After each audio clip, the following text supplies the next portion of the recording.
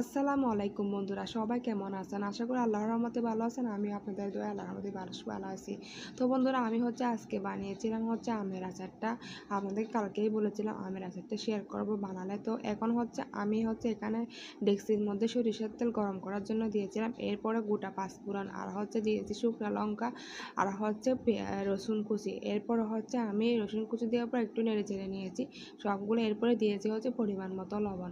এখন দিয়েছি পরিমাণ মতো মরিচের গুঁড়ো। এখন দিয়েছি পরিমাণ মতো হলুদের গুঁড়ো। এগুলো দিয়ে বেশ কিছুক্ষণ নেড়ে চেড়ে নিব। আসলে আমার হাতের কাছে যা ছিল তা দিয়ে আমি আচারটা বানানোর চেষ্টা করেছি। তো যাই হোক, এগুলোকে কষিয়ে নেওয়ার পর এখন দিয়েছি পরিমাণ মতো চিনি। যার যেমন প্রয়োজন তেমন দিতে পারবেন, কম বেশি আর কি। আর দিয়ে দিব একটু খেজুরের গুড় ছিল আমার হাতের পাশে, ওটা চাইলে স্কিপ করা যাবে। আমার হাতের কাছে ছিল, যাই দিয়ে দিচ্ছি। এগুলো দিয়ে বেশ কিছুক্ষণ নেড়ে চেড়ে নিতে হবে, না হলে আটালো ভাবটা লেগে যাবে।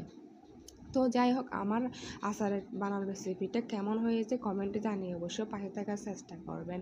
আর ভালো লাগলে অবশ্যই লাইক কমেন্ট ফলো দিয়ে পাশে থাকার চেষ্টা করবেন। তো যাই হোক, আমি এখন আম কুচিগুলো এখন দিয়েছি। আমগুলোকে আমি মাঝখানে ফালি করে নিয়েছিলাম এবং দুই টুকরা করে নিয়েছিলাম, এক টুকরাকে। তারপর মাঝখানে দাগ করে দিয়েছি, পিঠের পিছনে দাগ করে দিয়েছিলাম আমের কুসাগুলো আমি নিয়েছিলাম আর কি। ওগুলোকে ভালোভাবে ধুয়ে পরিষ্কার করে নিয়েছিলাম। এরপর এখন কষানোর পর মশলাগুলো এখন আমগুলা দিয়েছি। দেওয়ার পর এগুলো থেকে বেশ কিছু পানি বের হয়ে আসছে। এরপর দিয়েছি গোটা পাঁচফোড়নকে আমি গুঁড়ি করে নিয়েছিলাম, এগুলো ছিটিয়ে দিয়েছি। তো যাই হোক, এইগুলোকে আমি আর 10 মিনিটের মতো রান্না করে নিব। যখন ঝোলটা একটু টেনে আসবে তখন নামিয়ে নেব।